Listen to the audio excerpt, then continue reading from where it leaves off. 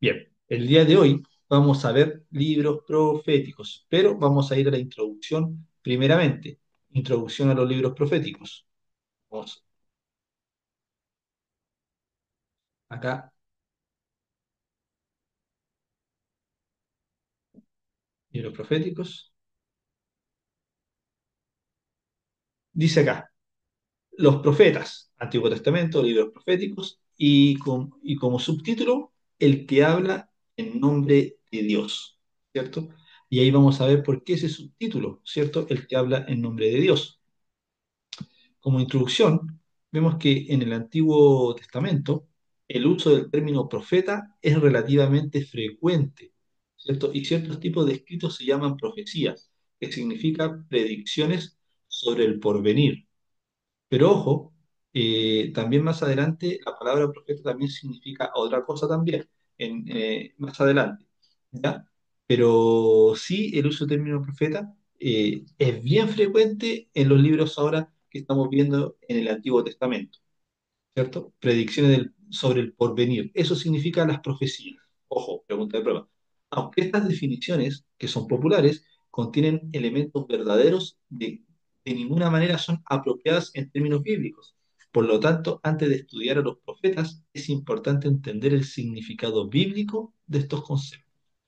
Nosotros tenemos que entender los conceptos bíblicos, ¿cierto? Como lo hemos visto en la introducción a la Torá, a la introducción a la poesía hebrea. ¿Por qué? Porque los conceptos también marcan, ¿cierto? Los términos de conversación y lo que quieren decir las personas en esos tiempos. Y, y en tiempos de hoy igual, ¿cierto? Entonces, por ejemplo, profeta viene del vocablo griego profetes, y significa alguien. Pero ese alguien tiene un significado, ¿cierto? No es cualquier alguien. Alguien el que habla en nombre de un Dios e interpreta su voluntad a los hombres. Entonces, cuando una persona tiene un llamado, como en esos tiempos los profetas, imagínense, un profeta era porque era elegido por Dios, por características que solamente Dios sabe, y que hablaba en nombre de Dios. Porque recuerden que Dios en esos tiempos no estaba, el Espíritu Santo no moraba dentro de las personas, ¿cierto? Se posaba, pero posaba la presencia de Dios, y la presencia de Dios hablaba con una sola persona, con el profeta. El profeta era el que indicaba la dirección, era el que indicaba el mensaje, ¿cierto? En esos momentos. El profeta era el que estaba cara a cara con Dios. El profeta era el que también tenía una enorme responsabilidad, porque recordemos que varios profetas, por ejemplo, cuando le dijeron a Samuel, ¿cierto? Y a Samuel le dijeron sobre la profecía de-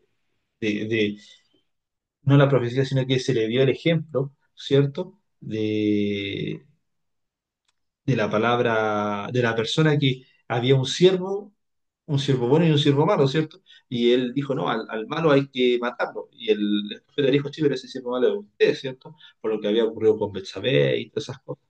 Entonces, el profeta, para que sepan, amados hermanos, el que tiene un llamado profético es porque en realidad dice las cosas como son, no tiene miedo y, tiene bastante coraje. ¿Por qué? Porque él tiene que hablar en nombre de Dios y habla la verdad.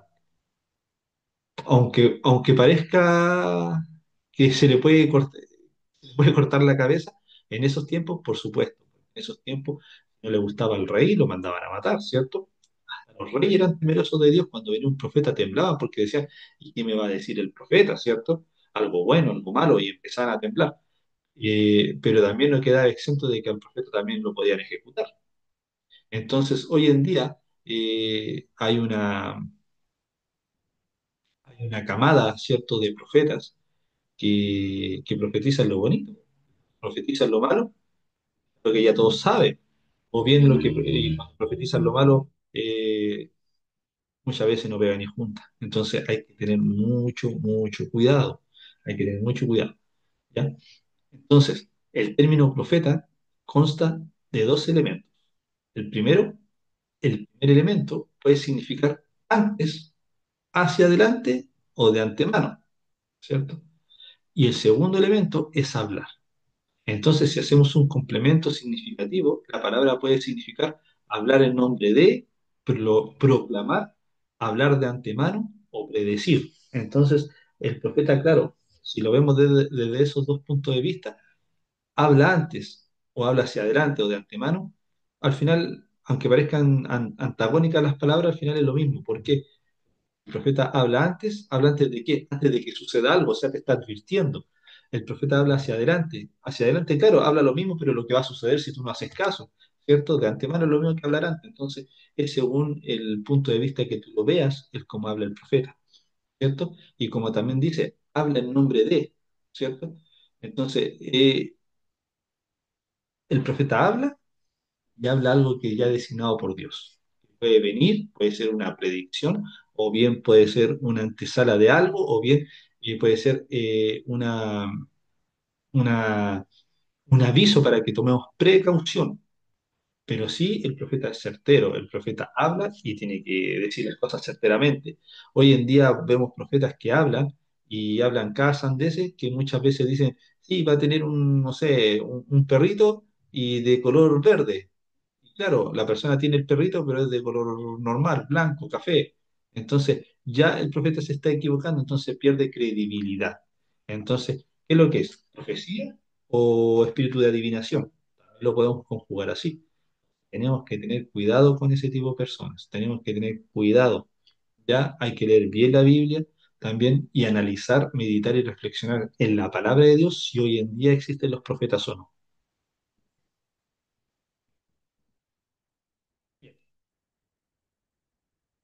El término hebreo que el griego intentaba traducir es navi.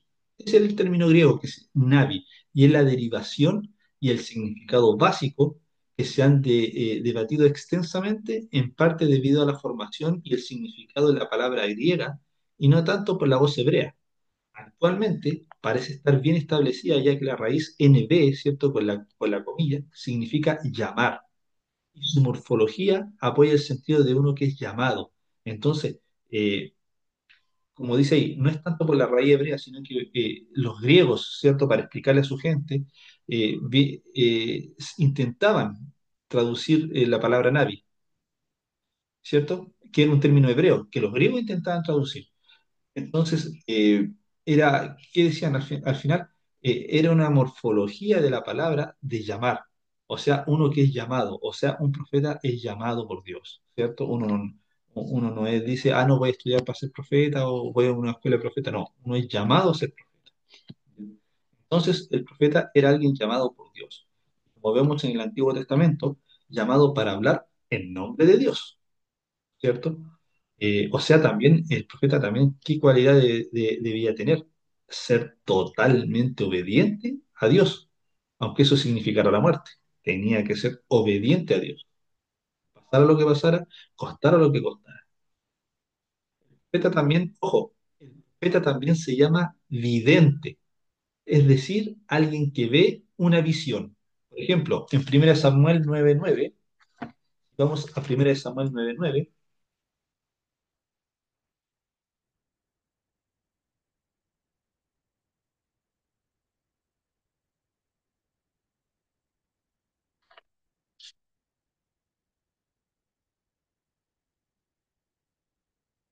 1 Samuel 9:9,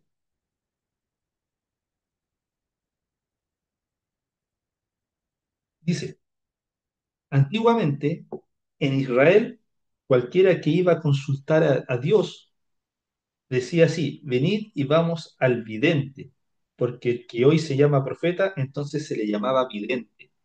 Sale en 1 Samuel 9:9, insisto y repito, antiguamente en Israel, cualquiera que iba a consultar a Dios decía así, venid y vamos al vidente, porque al que hoy se le llama profeta, entonces se le llamaba vidente.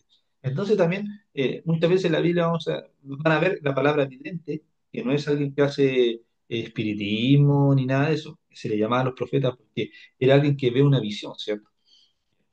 Ahí significaba eso.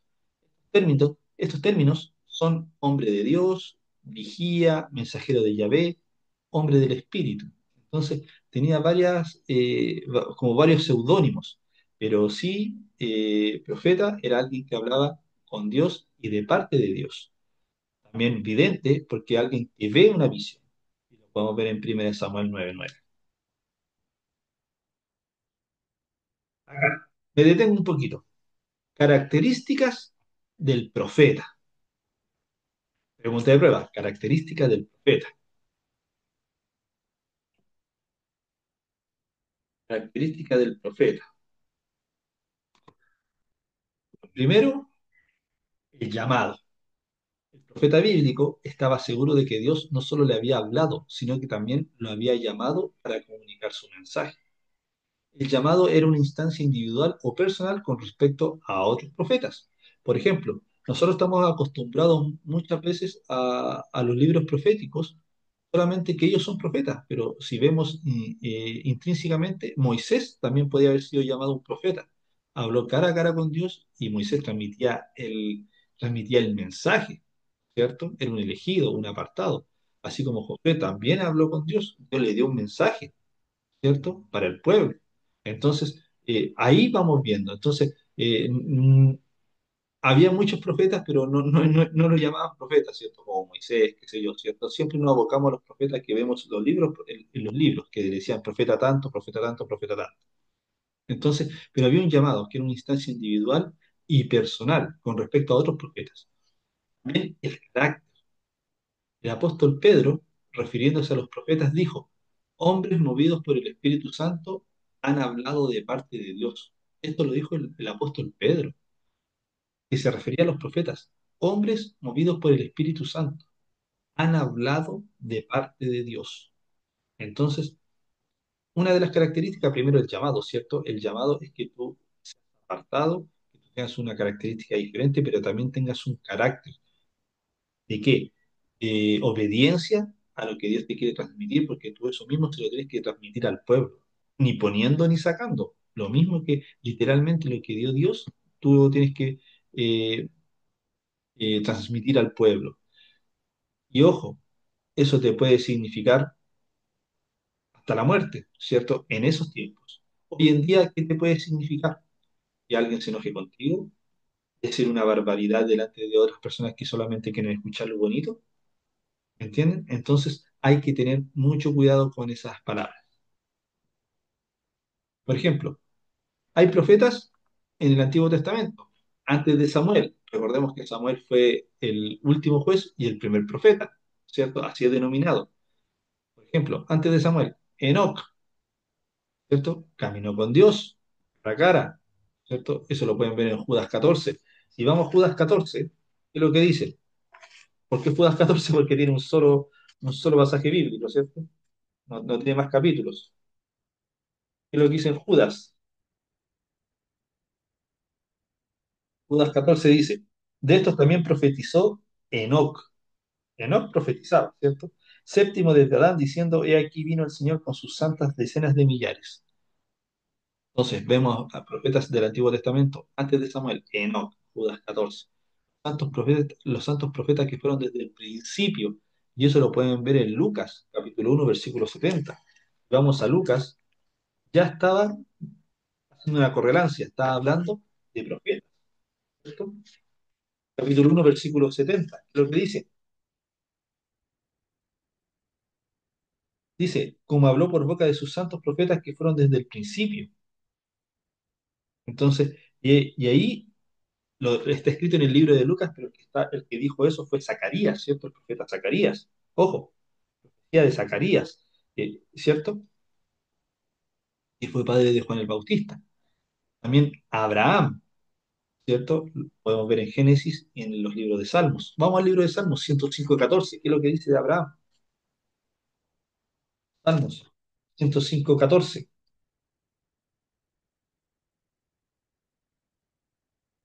Dice, no consistió que nadie los agraviase y por causa de ellos castigó a los reyes, ¿cierto? Entonces, ya habían este tipo de profecía. Moisés, ojo, también había María, profetiza, Éxodo 15:20, Éxodo 15:20, que es lo que dice. Y María La profetisa, hermana de Aarón, obviamente hermana de Moisés, tomó un pandero en su mano y todas las mujeres salieron en pos de ella con panderos y danzas. Entonces también había una mujer que era profetisa. Eh, Eldad, Medad y los 70. Lo podemos ver en Números capítulo 11 del 24 al 29. Ah, también Débora, profetisa. Vamos a Jueces 4:4, libro de Jueces, capítulo 4, versículo 4 dice: Y gobernaba en aquel tiempo a Israel una mujer, Débora, profetisa, mujer de Lapidot. Entonces ya estamos viendo a dos mujeres profetisas, como María, hermana de Aarón y Moisés, y Débora, ¿cierto? Que fue una jueza. Eh, También en Jueces 13:6 habla de varón de Dios, ¿cierto?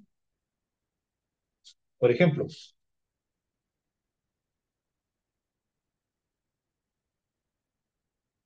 13:6. Y la mujer vino y se lo contó a su marido, diciendo: Un varón de Dios vino a mí, cuyo aspecto era como el aspecto de un ángel de Dios, temible en gran manera, y no le pregunté de dónde, ni quién era, ni tampoco él me dijo su nombre, ¿cierto?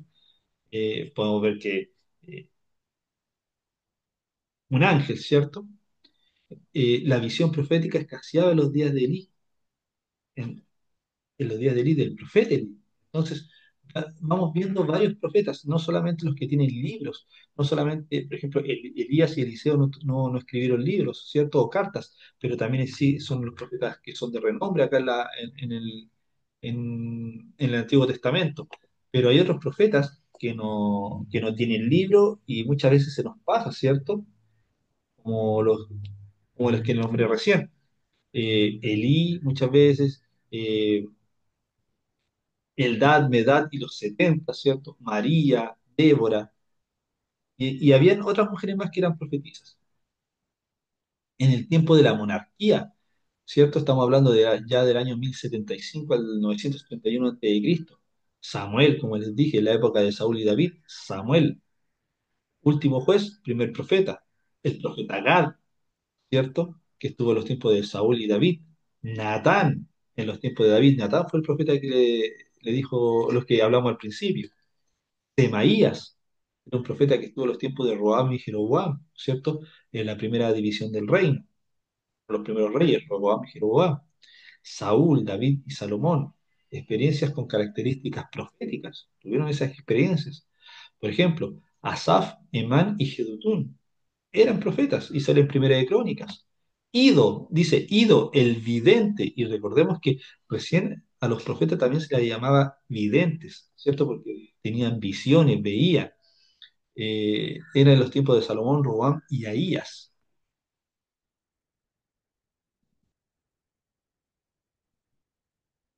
También habían profetas desde la división de la monarquía hasta el período asirio, ¿cierto? Desde el 931 al 800 a.C. Ahías, en Primera de Reyes, está en los tiempos del rey Roboam. Ahías, Ido, entre Salomón y después de Roboam.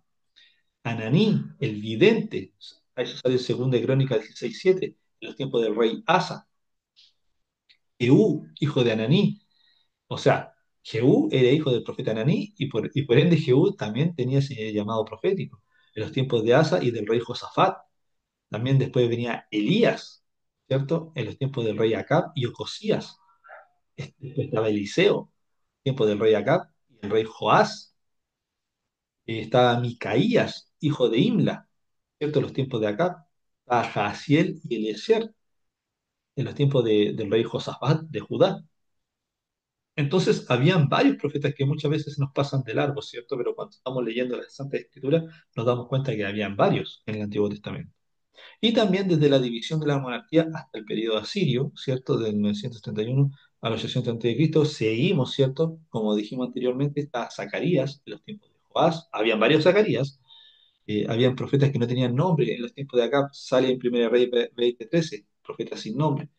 En Segunda de Reyes 9:4 igual, profeta sin nombre, ¿cierto? Que ungió a Jehú, hijo de los profetas. También no sale el nombre, pero dicen hijo de los profetas. También habla de falsos profetas en Primera de Reyes 13. Entonces, Habían profetas que no les salía el nombre, no lo habían escrito, a lo mejor lo habían escrito y se le habían borrado. Muchas cosas, recordemos que esta escritura viene hace miles, miles, miles de años, pero de que habían profetas, había más profetas de lo que nosotros imaginábamos. En el siglo octavo, desde el año 800 al 600, 700 antes de Cristo más o menos, empezaron los profetas que nosotros conocemos. Abdías, ¿cierto? Joel, supuestamente que estuvo en el reinado de Joás, estaba Jonás, ¿cierto? El del pez, eh, aparentemente en el reinado de Jeroboam II. Amós estaba en el reinado de Usías de Judá y de Jeroboam II. Oseas, antes de caer la dinastía de Jehú, estaba Miqueas en el reinado de Jotam, Acaz y Ezequías. Estaba el profeta Isaías en los tiempos del rey Usías, Jotam, Acaz y Ezequías, o sea, había cuatro reyes. Zacarías, ¿cierto? Antes del 722 a.C., más o menos. Obed también estaba.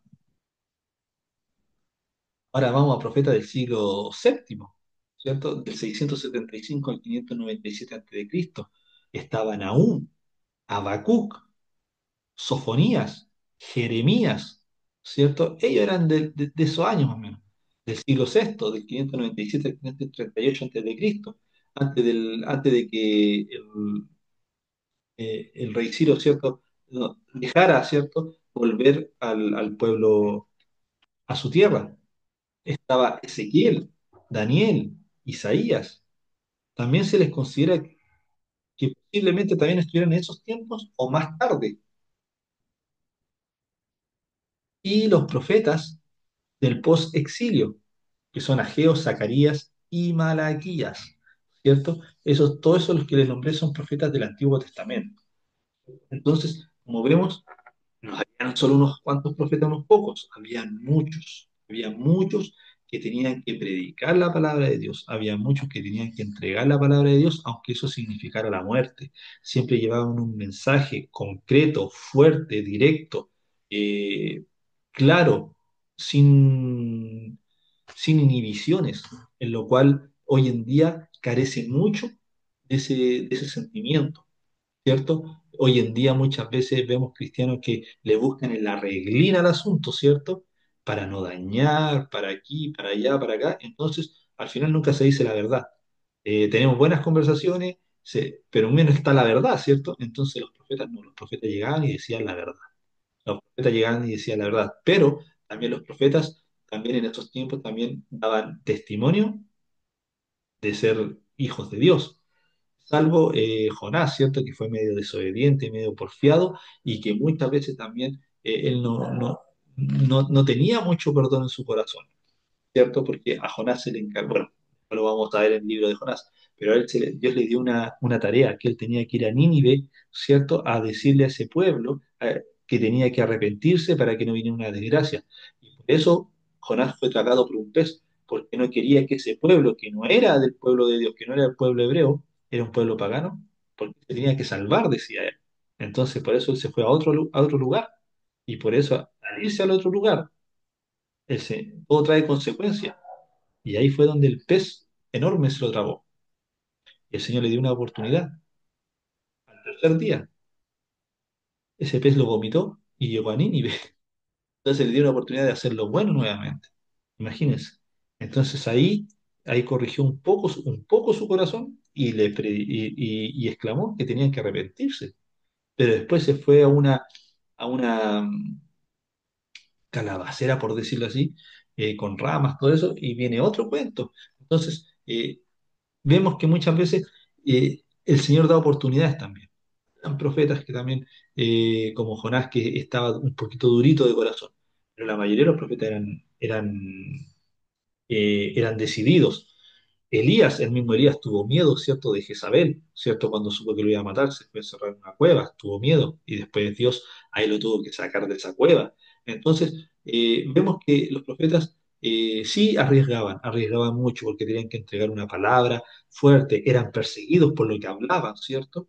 Y eran un llamado de Dios, entregaban el mensaje de Dios. En tiempos de la monarquía, ¿cierto? Cuando estaban ya los reyes de Saúl para adelante, se puede decir que la intención del profeta era que fuese la voz de Dios, el rey. ¿Sí? ¿Me entienden? Entonces, el profeta era el que tenía que aconsejar al rey. En esos tiempos yo creo que el rey, lo más acorde, lo que Dios quería, yo creo, con respecto a esto, que hubiera un rey, el mayor consejero fuera un profeta, ¿cierto? Porque el profeta hablaba con Dios y en Deuteronomio nosotros vimos que había un mandato de Dios que todos los reyes tenían que escribir la Torá, ¿cierto? Para enseñarle al pueblo. Imagínense, un rey que estudiara la palabra de Dios y hubiera un consejero que era un profeta. El pueblo iba a ir derecho, no iba a enfrascarse en problemas, en otro tipo de situaciones como las que las vivieron, ¿cierto? Una división de reino y todo eso. Entonces, como dice el libro de Josué, no te apartes de este libro de la ley ni de noche ni de día, porque entonces ¿cierto? Todo te saldrá bien. Pero ¿qué pasa si te apartas? No todo te va a salir bien. Y ahí ven cómo les fue al pueblo hebreo, ¿cierto? Los profetas del tiempo de la monarquía a veces son llamados profetas orales o no escritores. ¿Por qué? Porque se refiere a que en la Biblia no tienen libros, como por ejemplo Elías o Eliseo. Y los otros que ya nombramos más de 10 profetas que tampoco tienen libros en la Biblia, ¿cierto? Entonces a esos se les llama profetas orales o no escritores, ¿cierto? Porque los otros tienen libros, por ejemplo Jonás, Osea, Miqueas, Habacuc, ¿cierto? Eh, Ellos tienen sus libros, pero estos profetas no. Se llamaban orales o no escritores.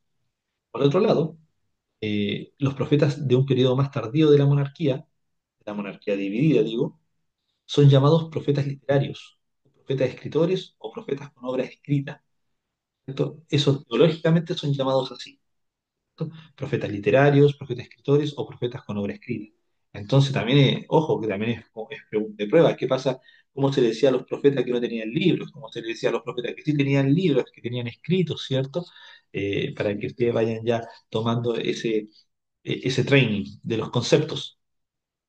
Sin embargo, no debemos suponer que los profetas literarios se propusieron a escribir libros proféticos. Es decir, puede ser que otra persona redactó lo que iba dictando o percibiendo personalmente. Como siempre lo hemos dicho, eh, ese profeta literario, por ejemplo, por decirlo, ¿cierto? Un Jeremías, un Daniel, eh, Habacuc, un Ezequiel, no quiere decir que ellos se propusieron a ser profetas literarios. No, puede ser que otra persona, como siempre lo hemos dicho, que las personas escribían en tercera persona porque había un escriba, ¿cierto?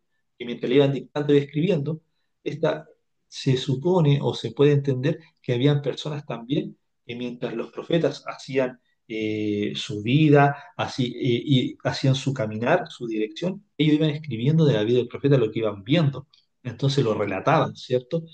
Por eso es que se dice que los profetas literarios no es que se hayan propuesto escribir libros, sino que otra persona podía haber escrito todo lo que hizo ese profeta, pero también otros profetas, por ejemplo, como Jeremías en Lamentaciones, lamentaba todo lo que le sucedió al pueblo hebreo, ¿cierto? Por eso le dicen el profeta que lloraba, porque él estuvo en la parte cuando se los llevaron cautivos y sufrió mucho Jeremías, sufrió mucho por su pueblo, por todo lo que él vio y vivió.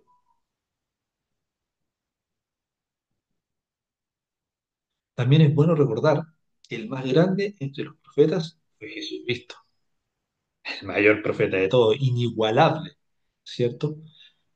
Y ojo, Jesucristo no escribió sus profecías, fueron escritas por otros y preservadas en los evangelios. Por eso, por eso es la palabra cuando uno dice el fundamento de los apóstoles. ¿Por qué? Porque los apóstoles escribieron de Jesús, vieron a Jesús y copiaron lo que el testimonio de Jesús en vida. Entonces, por eso se dice, no hay otro fundamento como el de los apóstoles. Y todos dicen, no, entonces ahora sale un apóstol y le hacen caso al apóstol porque se toman de esa palabra un fundamento de ese apóstol. No, si la rueda ya está inventada, ya no hay que inventar la rueda ya está inventada. Entonces, a lo que se refiere la palabra, que ese fundamento del apóstol era la viva y copia de Jesucristo. lo que habían visto de su vida, cómo vivía, qué es lo que hizo, los milagros, las sanidades, las liberaciones, todo. Su crucifixión, su muerte, su resurrección. Ese es el fundamento de los apóstoles, el hablar de Jesucristo. ¿Me entienden? Obviamente Jesucristo, ¿cierto? Es el mayor de todos, ya que el propósito redentor de Dios, ya que el propósito redentor de Dios culmina en Jesucristo. Toda profecía debe de alguna manera señalar a Cristo. En ese sentido, Él cumple la profecía, o mejor dicho, la profecía se cumple en Él. Puede ser que esto no sea lo que se entiende comúnmente por cumplimiento de profecía, pero es la definición que se deriva apropiadamente de la evidencia bíblica. Entonces, eh, por eso decimos que la Biblia es cristocéntrica, porque todo se trata de Jesucristo, desde el Génesis hasta el Apocalipsis. Hubieron profecía de que Él venía, había un Cristo que venía, un Mesías que venía, un Salvador, ¿cierto? Entonces, todo era profecía y todos estaban esperando a ese Cristo. Lo que pasa es que todos querían ver un Cristo que viniera de los cielos como rey y lleno de poder. Nadie se imaginaba que iba a venir siendo humilde, como un pobre, ¿cierto? Viviendo en un pesebre y cosas así. Pero también la profecía decía que iba a venir así. Entonces, ahí vemos la falta de sabiduría al entender la palabra, la falta de entendimiento, el no leerlo con un, con un espíritu en realidad de Dios, no que se leyó por leer y después se le dio rienda suelta a lo que yo quería entender, ¿cierto? Así lo hacían los fariseos. Hasta el día de hoy esperan la primera venida de Cristo, imagínense. No creen que el Mesías era Jesucristo, algunos judíos. La profecía La profecía, amados estudiantes, es una ventana que Dios abre para su pueblo mediante siervos, que son los profetas. A través de ella uno puede ver más del propósito redentor de Dios de lo que sería posible de otro modo. Hay personas que pueden decir, no, el Señor me dice, el Señor me dijo, yo he escuchado varias veces esas cosas, ¿cierto? Pero también la palabra lo dice, ¿cierto? Los jóvenes profetizarán, los ancianos soñarán sueños y cosas así. Pero también más revela que también toda persona va a hacer eso, y lo dice en un pasaje bíblico.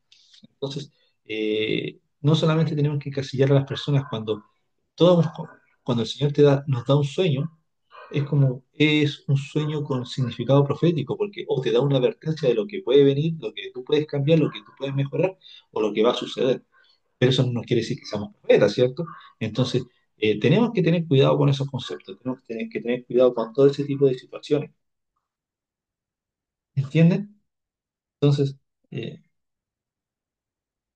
acá está la palabra que le hablaba hace un momento. Está en el libro de Joel, capítulo 2 versículo 28 y 29. Dice, y después de esto derramaré mi espíritu sobre toda carne y profetizarán vuestros hijos y vuestras hijas. Vuestros ancianos soñarán sueños y vuestros jóvenes verán visiones. Y también sobre los siervos y sobre las siervas derramaré mi espíritu en aquellos días. O sea, también sobre los siervos y las siervas. ¿No? Cuando dice eso, no los sirvientes, los siervos, los que sirven, ¿cierto? Todos los hijos de Dios. Pero acá dice, pero si leemos el contexto, es derramamiento del Espíritu de Dios. ¿Y cuándo se derrama el Espíritu de Dios? Del Pentecostés para adelante, ¿cierto? Entonces, ahí ya teológicamente ya aprendimos algo, ¿cierto? Porque todos leen Joel y creen que después de Joel al otro día sucedió todo eso. No, Joel estaba profetizando mucho más adelante, ¿cierto? Cuando Jesucristo vinieran a buscar, ¿cierto? Ascendiera al cielo y él dijera, bueno, voy a dejar mi espíritu, ¿cierto? Todos ustedes.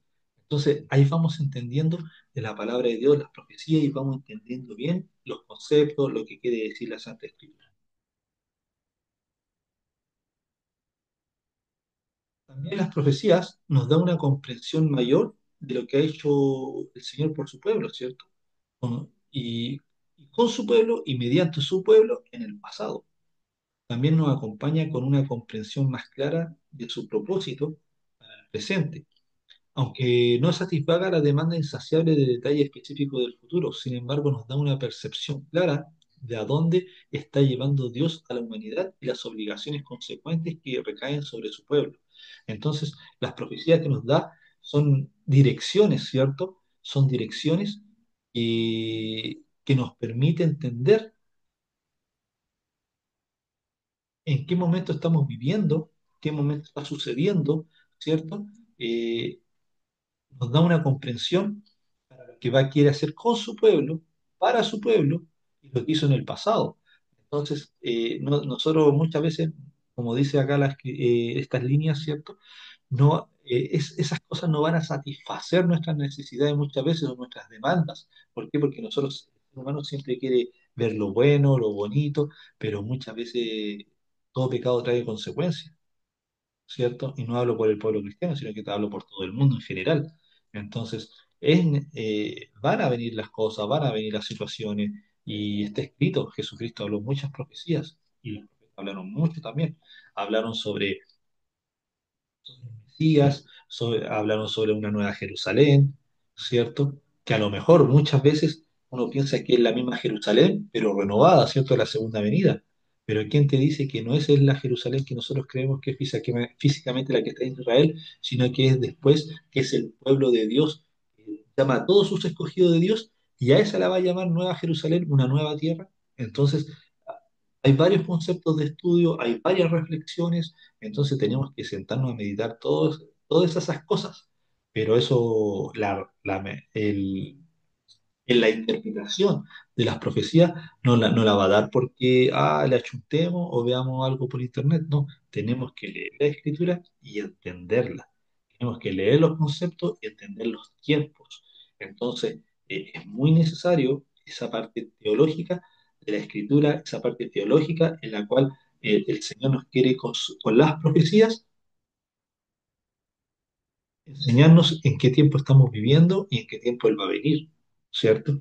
Recordemos que muchos dicen, no, si nadie sabe, claro, nadie sabe. ¿Por qué? Porque todos dicen, va a venir como ladrón en la noche, ¿cierto? Pero ese ladrón en la noche era cuando las personas están durmiendo, cuando el cristiano está durmiendo, está desapercibido, cuando el cristiano no está atento. A eso le llamo Jesucristo. ¿Por qué? Porque después Jesucristo dijo, van a venir señales. Entonces, el cristiano que está atento va a ver las señales. Y el cristiano que no está atento va a aparecer en su segunda venida, va a ser como el ladrón en la noche. Entonces, hay dos cosas. Todos dicen, todos los cristianos, yo desde chico he escuchado, no, si Jesucristo va a venir, y nadie sabe, nadie sabe. Por supuesto, la fecha exacta nadie la sabe, pero habrán señales. Pero la gente se inclina, no, si nadie sabe, nadie sabe, nadie sabe. Claro, va a venir como ladrón en la noche, pero para el que no está atento, para ese cristiano que se durmió, para ese cristiano que se quedó dormido, pero el cristiano que está atento va a estar, ¿cierto? Atento a las señales y va a saber en qué tiempo, ¿cierto? Más o menos estamos, en qué tiempo estamos encasillados, en qué tiempo estamos viviendo. Entonces, eh, a- amados estudiantes, vamos a hacer un pequeño repaso, porque algunos entraron atrasados, ¿cierto? Entonces, los profetas, el que habla en nombre de Dios, ¿cierto? El Antiguo Testamento usó el término profeta, que es relativamente frecuente a ciertos tipos de escritos que se llaman profecías. ¿Y qué es lo que significa una profecía? ¿Cuál es su significado? ¿Cuál es su concepto? Predicciones sobre el porvenir, ¿cierto? Eh, Predicciones sobre el porvenir.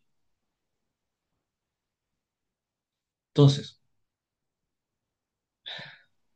profeta viene del vocablo griego profetes, que significa alguien. Ese alguien, el que habla en nombre de un Dios, o interpreta la voluntad de Dios a los hombres. El término profeta, ¿cierto? Consta de dos elementos. Uno, lo que puede significar el antes, el después, ¿cierto? Que es según el punto de vista, como lo hablamos recién. Puede ser eh, un llamado de prevención, que es lo que va a suceder recientemente. Y el segundo elemento es el que tiene que hablar, es el que nos cuesta, ¿cierto? Es el que le cuesta tanto al profeta como al que no es profeta. Pero imagínense, el profeta tiene un cargo sumamente de alta responsabilidad porque tiene que hablar tajantemente, porque es la palabra de Dios y la palabra de Dios se tiene que transmitir literalmente.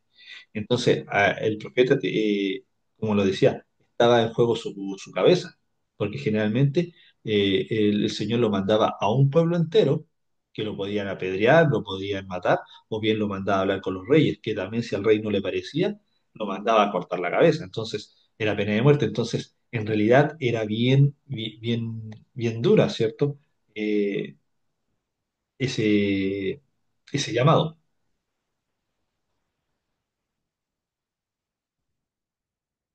También vimos que los profetas también se llama videntes, es decir, alguien que ve una visión. Primera Samuel 9:9, no se le olvide nunca. También es llamado vidente los profetas. ¿Por qué? Porque ve una visión. Primera Samuel 9:9. Las características del profeta tiene que tener un llamado, ¿cierto? Que tiene que tener el carácter, ¿cierto? El carácter. Y vimos también hartos profetas que están antes de Samuel, ¿cierto? Que es antes de la monarquía.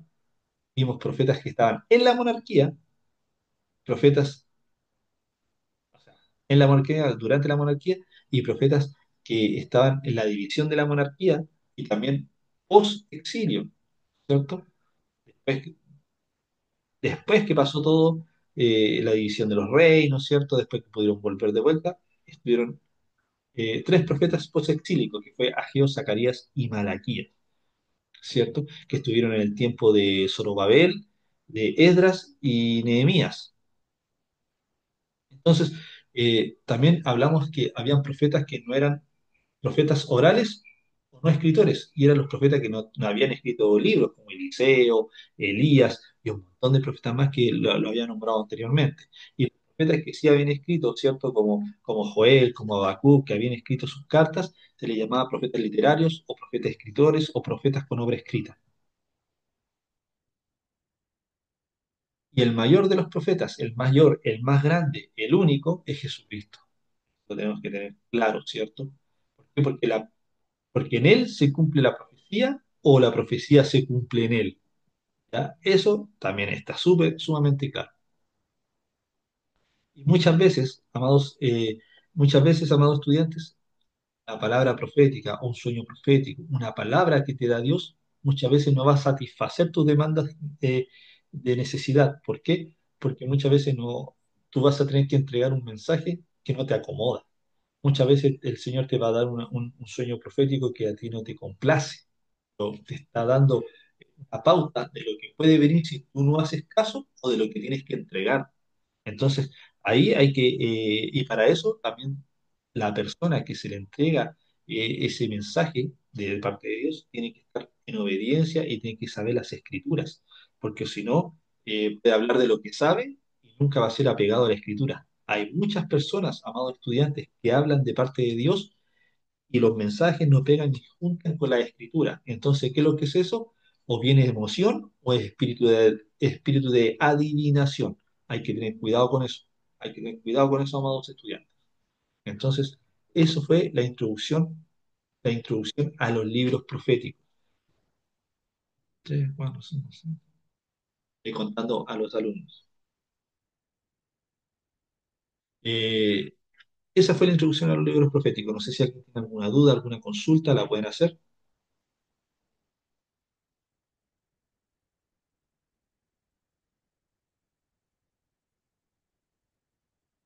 ¿no? Bien, vamos a terminar la grabación.